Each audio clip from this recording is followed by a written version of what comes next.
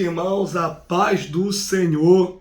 Evangelista Thiago Góes, canal Bíblia Adentro, vindo aqui nesse vídeo com a continuação da nossa formação, dos nossos vídeos sobre a formação do Antigo Testamento.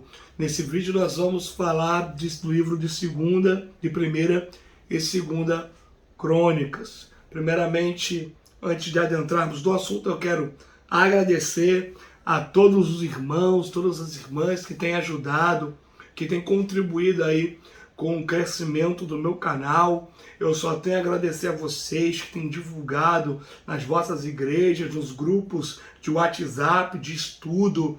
Amém? Eu agradeço a vocês grandiosamente, muito obrigado, tá bom? Peço a vocês também que não deixem de compartilhar também esse vídeo, de deixar o seu like. Se por acaso alguém que estiver assistindo esse vídeo não for assinante, não tiver assinado o meu canal ainda, eu peço a você que assine, tá bom? É um canal voltado para o estudo da palavra, indicações de bons livros, tá bom? Tem mensagens ministradas por mim em diversas igrejas, eu posto vídeos aí, tem minha esposa louvando. É um canal assim de cunho religioso, espiritual, voltado para essa área, amém, de edificação espiritual, crescimento, aprendizado, tá bom? Então você que puder continuar compartilhando aí, a gente agradece. Lembrando que a cada dia a gente vai aprendendo mais. É um canal humilde que não recebe patrocínio de ninguém.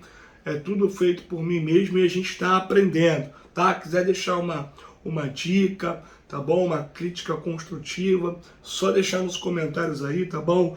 Você também que tiver alguma dúvida, deixa a sua pergunta aí, eu vou estar respondendo todo mundo, tá bom? Dentro do possível. Então que Deus continue nos abençoando.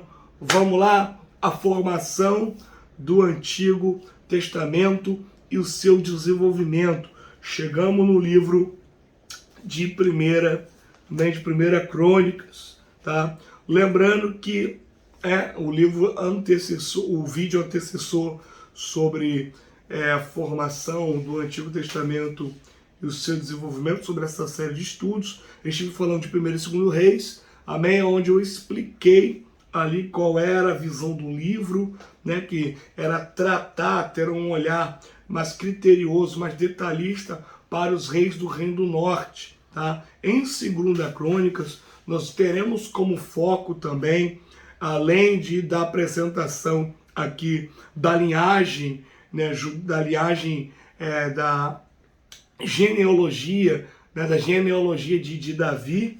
Nós temos a visão desse livro, depois que apresenta toda a genealogia de Davi, ali partindo ali de Judá, desde ali do final do reinado de Saul a todo o reinado de Davi, que a gente vê aqui na parte de 1ª Crônicas, Quando nós chegamos em 2ª Crônicas, a intenção do livro é apresentar para a gente agora com mais detalhes, depois do reinado ali de Salomão, depois que vem seu filho Roboão, e uma divisão é gerada no meio de Israel, onde 10 tribos vão formar o reino do norte, ou o reino de Israel, e o reino do sul, que ficará composto por Judá e Benjamim, tá? E é ali que o livro de Crônica vai desenvolver mais os detalhes, apresentar para a gente ali, rei após rei, desde Roboão a Abias, ao filho de Abias, ao rei Josafá. Isso vai ser apresentado para a gente com detalhes,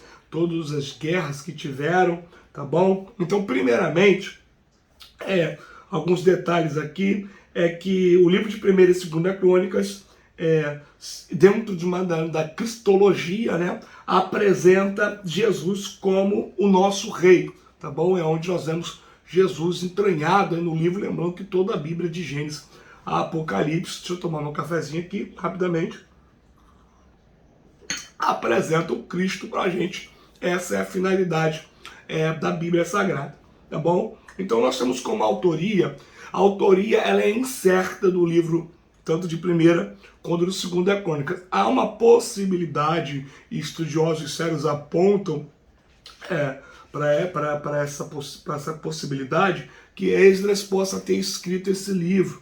Acredita-se que, além do próprio livro de Esdras e do livro de Neemias, Esdras também possa ter escrito esse livro aqui, tanto a primeira quanto a segunda Crônicas. Dentro dessa possibilidade, os estudiosos colocam a data de composição desse livro por volta de 450 a 425 a.C., tá? O período pós-exílico, pós o cativeiro babilônico.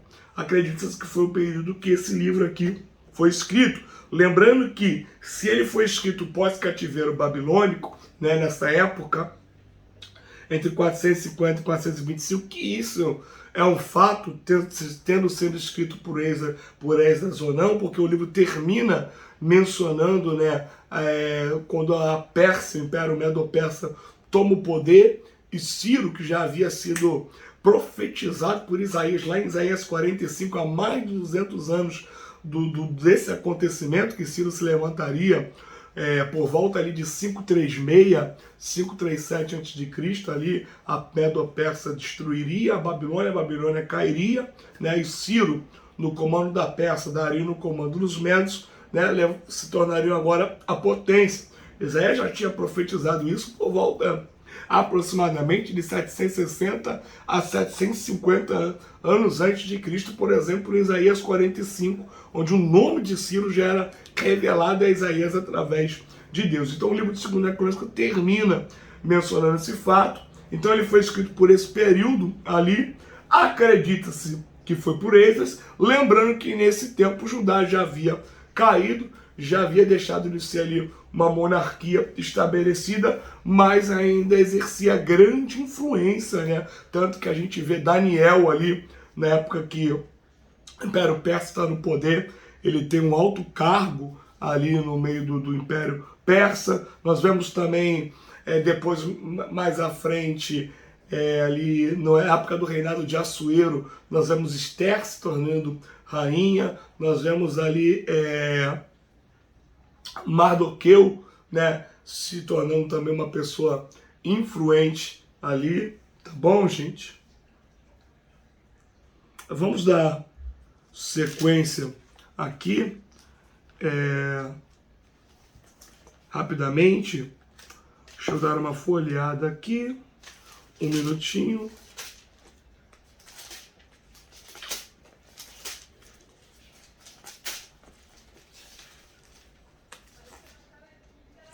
Vamos lá. Então, outra coisa aqui também é a esfera de ação, tá bom? Nós temos como esfera de ação também aqui 520 anos, tá bom? Aproximadamente envolve aqui o livro de 1ª e 2ª Crônicas, que vai de 1057 a.C. até por volta de 537, 536 a.C., tá bom? Esboço aqui de 1ª Crônicas, tá bom? Nós vemos aqui o começo aqui, a genealogia do reinado de Davi. Nós vemos aqui de Adão, estou mostrando pra gente aqui, desde Adão até o filho de Jacó, Judá, e apresentado pra gente com detalhes toda a genealogia de Judá, também, até chegar em Davi, e de Davi também é apresentado pra gente toda a continuação. Então a gente vê isso do capítulo 1 até aqui o capítulo 9, tá bom? Até o final do capítulo 9, nós vemos essa genealogia sendo apresentada pra gente. No capítulo 10 agora, é apresentada pra gente a morte de Saul, tá bom? E de seus filhos. No capítulo 11, Davi agora é ungido rei sobre todo Israel. Lembrando que Davi, ele reinou aproximadamente 7 anos e 6 meses somente em Judá, somente em Hebron, e só depois desse período que ele foi levantado rei sobre todo Israel, tá bom? 2 Samuel, capítulo 5, ali, versículo 4, versículo 5, versículo 6, apresenta pra gente com detalhes esse acontecimento. Então, todo o desenvolvimento agora do reinado de Davi, os acontecimentos aparecem pra gente. São mencionados aqui, por exemplo, no capítulo 11, a partir do versículo 10, os valentes de Davi, aqueles que foram com Davi até Ziglag, né, recuperar a cidade. Nós vemos aqui também aquela parte tão conhecida também, quando Davi manda buscar a Arca da Aliança, no capítulo 13, né, a forma errada. Davi agiu de forma errada, a intenção era boa, mas a forma foi errada, que ele mandou buscar a arca na casa de Abinadab, a arca que já estava ali quase 70 anos, já na casa de Abinadab. Davi agora vai buscar, lembrando que durante todo o reinado de Saul que teve um reinado de aproximadamente 40 anos, contando ali 1 ano, 2 anos do seu filho Esbocete, que reinou, Saul só falou na Arca da Aliança uma vez, que foi em 1 Samuel capítulo 14, no versículo 18, que ele ameaça pegar a arca, mas ele não vai pegar a arca. A arca continua na casa de Abinadab, tá bom? E Davi só mandou pegar a arca depois que ele foi levantado rei sobre todo Israel. Então você faz uma conta básica aí, que são os 20 anos que ela fica na casa de Abinadab, dentro do tempo em que Israel se entregou aos ídolos, de Samuel vai convocar o povo ao arrependimento. 1 Samuel capítulo 7, ali, versículo 1, 2, 3, ele chama o povo para que venham se arrepender, tirar as imagens, os balaíns, as imagens de Baal do meio ali, que os filisteus estavam afligindo o povo vai clamar, né? Samuel vai clamar ao Senhor, Deus vai dar aquela vitória tão linda, onde aquela pedra é cravada lá em Mispa, Ebenezer, né? Em 1 Samuel 7,12, só que ali a arca vai continuar na casa de Abinadab, passa-se um tempo ali, até que vem o reinado de Saul, você bota aí mais 40 anos no reinado de Saul, você bota aí mais 7 anos e meio em que Davi reinou, até que se mandou buscar a arca, tu chega quase a 70 anos aí, Davi manda buscar a arca de forma errada, mas depois que na era de Nacon, a ira de Deus se manifesta, Uzá, que nasceu, cresceu na presença de Deus, né? Ele foi cobrado porque ele sabia a forma certa de carregar a arca e ele falhou. Depois desse acontecimento, a arca vai para cá de Obed-Edom, capítulo 13 aqui, né? Ele é abençoado. Davi depois manda buscar a arca da forma correta, amém? Que deveria se buscar, lembrando que só podia tocar na arca aqueles que eram da descendência de Coate, tá bom? Os coatitas, isso era um privilégio deles, lembrando que era tudo dividido ali para os filhos de Levi, Gerson, né, os filhos de Gerson, Merari e de Coate, cada um tinha uma função específica com relação ao tabernáculo. Vocês que querem saber um pouco mais disso, um pouco mais a fundo, é só você ver meu vídeo, procurar aí no meu canal aí, tanto o meu vídeo, principalmente lá no livro de Números, tá bom? Eu conto isso com detalhes, tá bom, gente? Dando continuação, nós vemos aqui também a ação de graças e o cântico de Davi no capítulo 16. Nós vemos aqui também o desejo de Davi de edificar o templo, mas Deus não permitiu, né? Por causa das mãos sujas de sangue de Davi. Davi era um guerreiro. Nós vemos a oração de Davi, uma parte linda de 1 Crônicas, tá bom? A partir do capítulo 18, o texto começa a apresentar para a gente as diversas vitórias que Deus concedeu a Davi. O erro que Davi cometeu, né? O outro erro, além de Davi ter premeditado, ter tido coito com a esposa de Urias, premeditado o assassinato de Urias, Davi se arrependeu disso, confessou seu pecado, mas Davi comete um outro erro também, que está registrado em 2 Samuel 24, ou aqui em 1 Crônicas 21, que ele numera o povo, né, sem consultar a Deus. Ele manda que Joabe conte o seu exército, né, e ali Deus não gostou daquilo, enviou Gade para que Davi escolhesse qual consequência seria, né, 7 anos de fome, 3 meses correndo dos seus inimigos, ou 3 dias de peste, né? Nós vemos aqui também Davi fazendo os preparativos para edificar o templo. Davi faz Salomão rei, ordena os turnos e a função dos levitas, ele instrui Salomão, a divisão dos sacerdotes, nós vemos aqui no capítulo 24, amém? A função dos cantores no capítulo 25, função dos porteiros, a guarda dos tesouros, tudo aqui no capítulo 26, os oficiais e juízes. Nós vemos aqui no capítulo 28, Davi exorta os príncipes e a seu filho Salomão. Davi dá a Salomão o desenho do templo também no capítulo 28. E a gente encerra aqui no capítulo 29, último capítulo de 1 Crônicas, onde ofertas de Davi e dos príncipes do povo para a construção do templo, amém? As ofertas são oferecidas para que o templo fosse levantado. Ao entrarmos em 2 Crônicas, meus irmãos, nós vamos ficar aqui Salomão oferecendo sacrifícios, tá bom? Ao Senhor. Lembrando vocês um resumo rápido, que o esboço de 1 Crônicas é apresentar para a gente, do capítulo 1, versículo 1, ao capítulo 9, versículo 14, a genealogia do reinado de Davi, e do capítulo 10, versículo 1, até o capítulo 29, versículo 30, nós vemos o reinado de Davi. Agora nós adentramos no livro de 2 Crônicas, tá bom? Aonde nós vamos aprender aqui, do capítulo 1, versículo 1, até o capítulo 9, versículo 31, nós vamos ver o reinado e o desenvolvimento, né? O reinado de Salomão e o seu desenvolvimento. E do capítulo 10, versículo 1, ao capítulo 36, versículo 23, nós vamos ver os reis de Judá. Tá bom? Então nós vemos aqui no começo de 2 Crônicas aqui, Salomão oferece sacrifícios, nós vamos ver as forças e as riquezas de Salomão, nós vamos ver aqui também, no capítulo 2, a matéria-prima que vai vir lá do rei de Tiro, de Irão. Salomão vai pedir, né, a Irão uma ajuda para a construção do templo, a matéria-prima vai vir de lá, a construção do templo começa, capítulo 3, nós vamos ver os detalhes aqui, né, desde do altar, o mar de bronze aqui no capítulo 4, nós vamos ver a arca sendo levada, nós vamos ver aqui no capítulo 6, Salomão abençoa o seu povo e dá graça ao Deus de Israel, nós vemos a oração linda de Salomão aqui no capítulo 6, que continua aqui com a resposta de Deus no capítulo 7, né?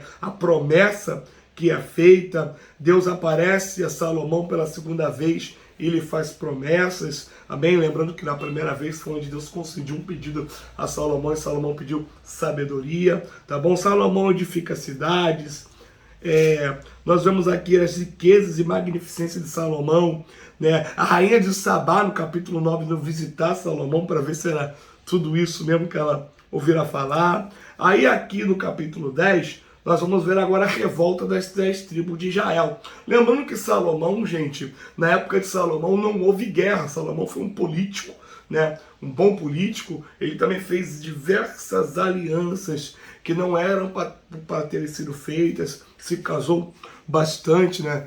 Com rainhas de outros povos, né? Ele contrariou, infelizmente, a vontade do Senhor. Nós acreditamos, obviamente, que Salomão se arrependeu de tudo isso. Quando nós lemos o livro de Eclesiastes, por mais que não há uma concretude sobre a autoria do livro de Eclesiastes, nós cremos, a maioria dos historiadores creem, de maneira sérios, historiadores sérios, que Eclesiastes 80% de possibilidade de ter sido escrito por Salomão, e a gente vê um homem ali maduro, experiente, que repensou a vida e com certeza se arrependeu dos erros da sua mocidade, tá bom? Então Salomão, além de diversas alianças que ele fez, ele também colocou muitos impostos muito altos sobre o povo, né? Cargas tributárias, cargas de trabalho muito altas, e quando Roboão agora assume o poder, foi feito um pedido a Roboão para que essa carga horária de trabalho, as altas cargas tributárias, os impostos fossem diminuídos. Roboão pediu conselhos mais velhos, pediu conselhos mais novos. Os mais velhos falaram para que ele ouvisse o povo, né? Atentasse para o pedido do povo, fosse servo do povo, para que o povo um dia o servisse. Só que Roboão não atentou para esse conselho e ouviu o conselho dos mais novos, que disseram para que ele fosse pior que seu pai, né? E a consequência foi essa ruptura, foi essa divisão, amém, que aconteceu ali no meio de Israel. Duas tribos, ao qual mencionei no começo do vídeo, Judá e Benjamim, ficaram sob o poder de Roboão. Por amor a Davi, Deus permitiu. E essas duas tribos se constituíram como o reino do sul. Lembrando que o reino do norte caiu num declínio espiritual terrível. Tá bom, gente? Eu falo isso e conto com mais detalhes no meu outro vídeo. Só você procurar o meu vídeo aí que eu falo sobre 1º e 2º reis. Tá bom?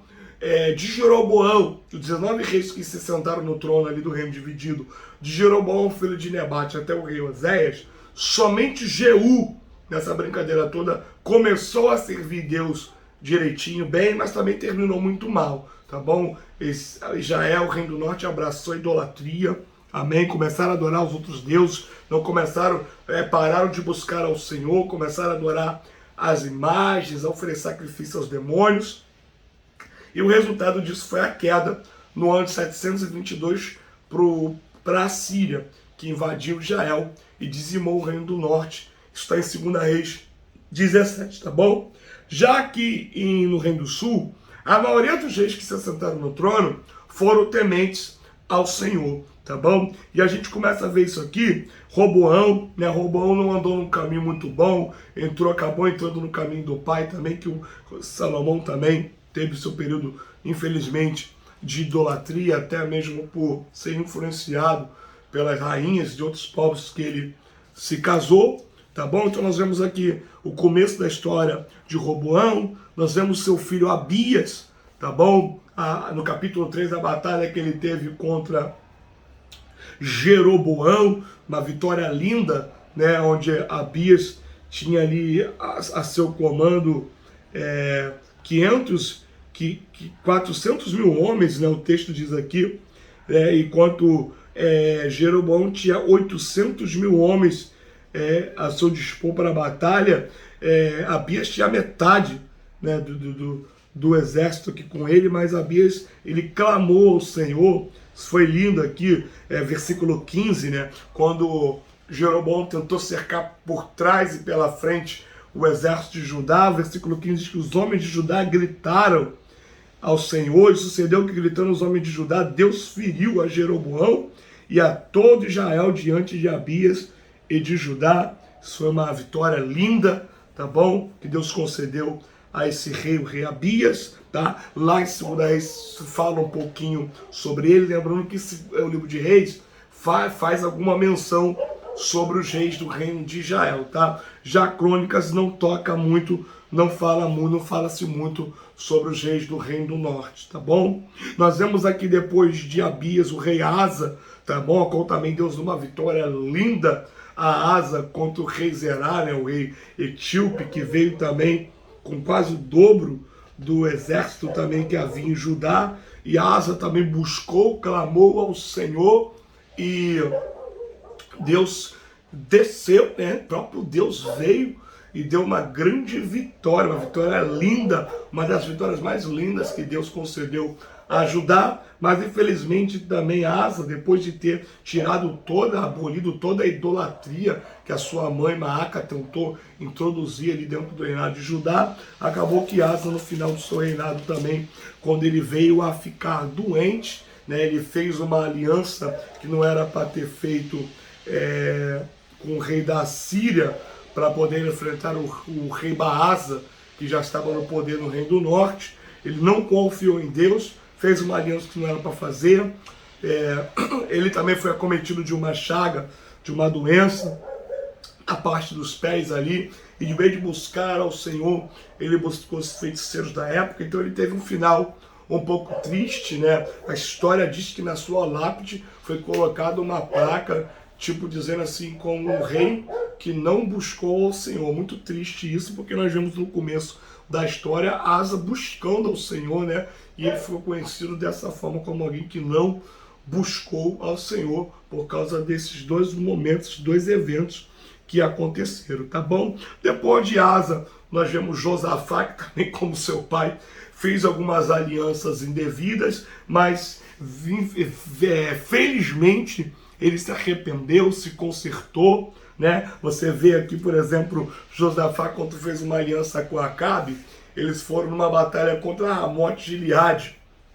A gente vê detalhes dessa batalha ali em 2 Reis 22, e aqui também fala aqui no capítulo 18, quando passa aqui a história de Asa, no capítulo 14, no capítulo 15, no capítulo 16, né, nós vemos no 17 aqui Josafá começando a reinar. Fala essa aqui dessa aliança, onde era 2 contra 1, né, reino do norte, reino do sul, contra Ramote de Gileade. Você sabe qual foi o fim dessa história, né? Tanto o reino de Israel quanto o reino de Judá caíram, foram derrotados, né? Acabe foi morto com aquela flechada que ele recebeu, e Josafá teve que fugir para não morrer. Aí mais à frente aqui, né, Deus vai permitir agora que 3 exércitos, né, depois que Josafá foi repreendido pelo profeta Jeú no capítulo 19, Deus vai permitir agora que 3 exércitos, né, os da montanha de Seir, né, os de Amon, e 3 exércitos aqui vão se levantar contra os amonitas,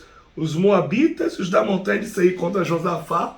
Só que Josafá agora vai fazer o certo, né? E mesmo um cenário desfavorável, a atitude vai ser correta, né? Então a gente aprende aqui uma lição grande. Não estou aqui para pregar, mas você vê que às vezes a gente é influenciado pelo cenário, mas o que vai contar nem sempre se o cenário é favorável ou se o cenário é desfavorável, mas sim a atitude que nós iremos tomar. Cenário favorável, aparentemente, 2 contra 1, atitude errada, né? Josafá tinha feito aliança com Acabe, resultado foi triste. A cenário agora é desfavorável, 3 contra 1, mas a atitude foi correta. Josafá vai clamar a Deus, versículo 12, lindo. Ah, Deus nosso, porventura não o julgarás? Porque em nós não há força perante essa grande multidão que vem contra nós. E não sabemos nós o que faremos, porém os nossos olhos estão postos em ti. E todos com esse texto sabem que a resposta veio, foi linda, a vitória foi tremenda, amém? E Deus honrou o clamor de Josafá, tá bom? Então nós vemos aqui também, depois a morte de Josafá que havia, né, casado com a filha de Acabe, Atalia, eles geraram Jorão. Jorão foi um rei, infelizmente, impiedoso, amém? Nós vemos aqui também Acasias, né, outro rei também impiedoso, filho de Atalia, né, mãe de Acasias. Um momento aqui. Isso.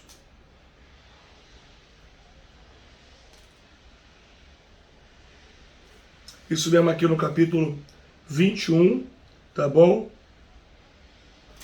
Onde me perdoe, no caso, Jorão casou com Atalia, tá bom, gente? Me perdoe o meu erro aqui. Não tem edição, tá bom? Aqui tipo ao vivo, né? Tá bom? E eles vão gerar Acasias, que foi um rei terrível também, né? Vai ser morto por Jeú, levantado lá no Reino Norte para limpar a dinastia de Acabe. Atalia surta, vai matar toda a família real. Joás, um dos filhos de Acasias, vai ser levado por Jeozebate, né? Que vai guardar ele, vai o esconder. Ele vai ser ali cuidado por Joiada, um sacerdote que houve na época. Joás se levanta como um novo rei.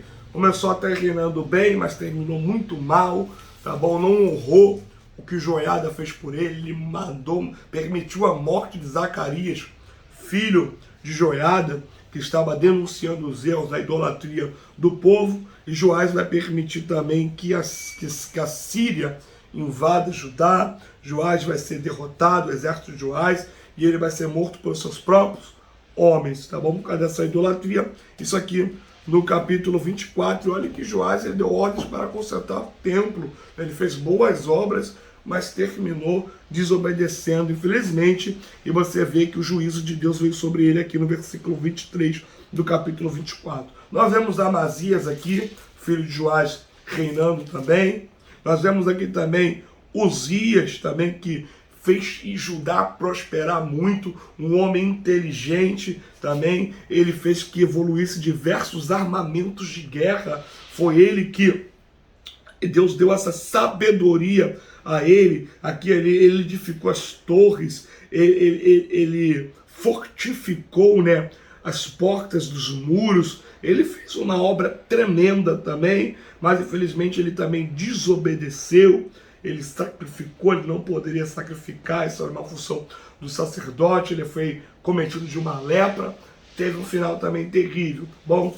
Depois tivemos Jotão, depois de Jotão tivemos Acais também, que andou num caminho pecaminoso terrível, dando ao rei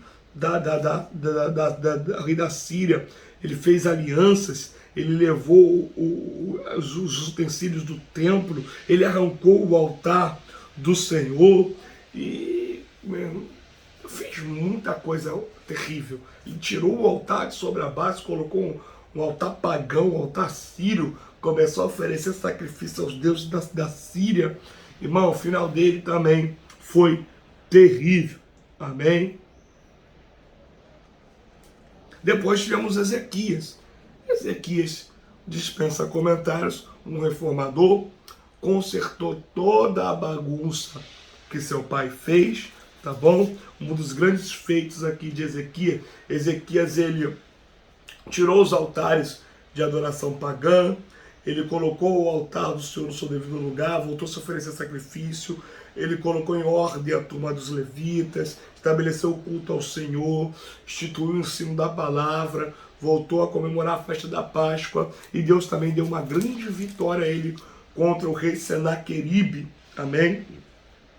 Sobre o comando da Síria. Senaqueribe achou que ia fazer acontecer com Judá, mas ele quebrou a cara. Grande e tremenda foi a vitória que Deus deu para Ezequias, tá bom, gente? Depois de Ezequias veio Manassés. Manassés também reinou durante muito tempo, foi um rei terrível, reinou ali por volta de 40 anos, foi um rei terrível, amém? Mas no final do seu reinado, quando ele foi levado cativo para a Síria, ele clamou ao Senhor. O Senhor ouviu o seu clamor, a oração dele, né? Aqui no capítulo 33, a partir do versículo 11, foi uma oração de arrependimento. E ele se arrependeu, graças a Deus, dos seus atos. Ele mandou matar muitos profetas de Deus. Ele colocou a idolatria de forma assim tremenda dentro de Judá. Não se buscava mais a Deus, se matava os seus filhos oferecendo a Moloque, o devorador de crianças, um demônio daquela época. Mas ele se arrependeu, Deus ouviu a oração dele, amém? E nós vemos isso aqui no final do seu reinado. Depois o seu filho Amon andou no caminho pecaminoso também, infelizmente. Mas nós vemos Josias, filho de Amon, também, que foi um grande reformador. Também consertou a bagunça que o seu pai havia feito. Fez reforma no templo, achou o livro da lei. Fez um concerto com Deus. Foi um grande rei temente ao Senhor. Bem verdade que foi morto numa batalha que ele não deveria ter entrado. Se colocado no meio lá da batalha do rei do Egito com o rei da Síria, mas a história de Josias foi linda. Depois de Josias, aqui Judá vai entrar num caminho terrível, um declínio espiritual terrível, e os 4 últimos reis ali que vão suceder Josias, Jeoacás, né, Joaquim e Zedequias, vão levar o reino do sul a um declínio espiritual, a uma morte espiritual terrível, e dali vai vir um cativeiro babilônico. Lembrando que nós temos Jeoacás e Joaquim, cada um reinaram por volta de 3 meses, Jeoaquim reinou por volta de 11 anos, e Zedequias também reinou por volta ali de 11 anos. Eles levaram Israel à idolatria. Nesse período Deus levantou, já no final do reinado de Josias, profetas, por exemplo, como Jeremias, que estava denunciando tudo aquilo de errado que estava acontecendo, estava anunciando o vento do norte que viria, que seria a Babilônia, que no comando de Nabopolassar já estava ganhando certo status, estava se tornando uma potência, e o seu filho Nabucodonosor, no ano de 606 a.C., por volta, né, vai começar suas incursões contra Judá, tendo a última no ano de 586, tá bom? Tudo relatado aqui no final do livro de 2 Crônicas, onde infelizmente ali Judá vai cair, o templo vai ser destruído, os que ficaram vivos vão ser levados cativos, e o livro termina contando aqui que quando se passa os 70 anos, né? Jeremias já havia profetizado esse tempo, por exemplo, Jeremias capítulo 29, no versículo 10, né? Eis que vos enviarei para a Babilônia, passados 70 anos, vos estarei de volta para Jerusalém. E o livro de 2 Crônicas termina relatando isso aqui, né? Versículo 21 do capítulo 36, para que se cumprisse a palavra do Senhor pela boca de Jeremias, até que a terra se agradasse dos seus sábados, todos os dias da desolação repousou, até que os 70 anos se cumpriram.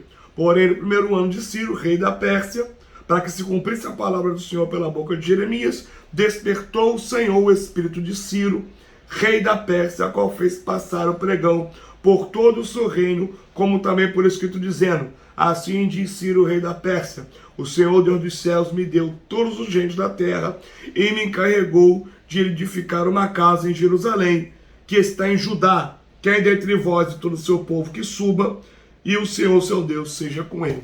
Logo vemos que o livro de 2 Crônicas, ele apresenta essa mensagem de renovo, de esperança, de reconstrução, tá bom? Logo em seguida, vem o livro de Esdras, que nós vamos tratar no próximo vídeo, tá bom, gente? Então esse é o livro de 1ª e 2ª Crônicas. Lembrando que no canão hebraico, o livro de 1ª e 2ª Crônicas, eles são juntos e eles são o último livro do cânon hebraico, tá bom? Eles são o último livro do cânon hebraico.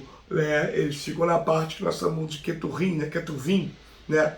Ali, a parte onde está o livro de Salmos, Provérbios, tá bom? Ali está concentrado também 1ª, 2ª Crônicas, ele também está junto ali, Esdras e Neemias também compõem um livro só dentro do canão hebraico. Esse é o último livro, tá bom? Lembrando que o canão hebraico é dividido em 3 partes, tá bom? Nós temos a primeira parte, que é a Torá, nós temos a outra parte, que é o Nevirim, né? E temos a parte também, que é o Ketuvim, tá? O Nevirim é os profetas, Torá é a lei, e o Ketuvim é os escritos, tá bom? É a divisão do Tanar, o cânon hebraico. Então, termina-se com 1ª e 2ª Crônicas, que são somente um livro. E termina, né, com essa mensagem, né, de renovo e de reconstrução. Logo, nós aprendemos que houve muitos erros, mas houve também muitos acertos. Homens que começaram bem e terminaram mal. Nós vemos pessoas que terminaram bem, que começaram mal, mas terminaram bem. A gente precisa ficar atento, tanto no nosso começo, quanto no meio da caminhada, e principalmente no fim. Logo eu lembro aquilo que Salomão disse em Eclesiastes capítulo 7, versículo 8, que mais importante é o final das coisas do que o princípio. Porventura, se alguém estiver vendo, você que estiver vendo esse livro, vendo esse vídeo, me perdoe, e talvez você não tenha começado muito bem, esteja passando por um momento difícil, irmão, ou começou bem e está seguindo um caminho, né, errado, de desobediência, de dificuldade, você ainda respira, você ainda está vivo, enquanto há vida, há esperança. Clame ao Senhor, confie. A gente tem um exemplo aqui de Manassés que fez tantas coisas erradas, mas quando ele clamou, Deus ouviu ele. Isso é a misericórdia, é a graça de Cristo. Amém? Jesus morreu na cruz pela minha e pela tua vida. E quando a gente traz ele para o centro da nossa história, a gente começa a viver um novo de Deus, a reconstrução, né? Aquilo que é de inédito que Deus tem preparado para a gente, tá? Então creia no Senhor Jesus Cristo, confie, fique atento durante a caminhada, porque você viu o tanto de armadilha, o tanto de ações do inimigo contra o povo de Israel, desde a divisão, desde a morte espiritual, mas Deus não deixou de intervir, não deixou de trabalhar. Nós vemos a ação soberana do Senhor aqui durante todo o tempo, senão o inimigo teria devorado Israel. Então creia na ação do Senhor, creia no seu amor, creia na sua misericórdia, tá bom? Eu quero agradecer a vocês, eu quero pedir desculpa por algum momento do vídeo que possa ter acontecido algum erro. A gente está crescendo, aprendendo, desenvolvendo e ganhando experiência, tá bom? Mas eu espero que tenha partes aqui que possa edificar a tua área de aprendizado, o teu ensino, até mesmo quando tu for preparar uma introdução, tu for ministrar sobre algum capítulo específico, tanto de 1ª ou de 2ª Crônicas, tá bom? Que Deus te abençoe, que Deus te guarde, que Deus continue abrindo a mente de vocês com o aprendizado da Bíblia, se dedique, se esforce, tá bom? Busque a direção do Espírito Santo, tá bom? Nunca deixe de ser uma pessoa dedicada ao aprendizado da palavra, tá?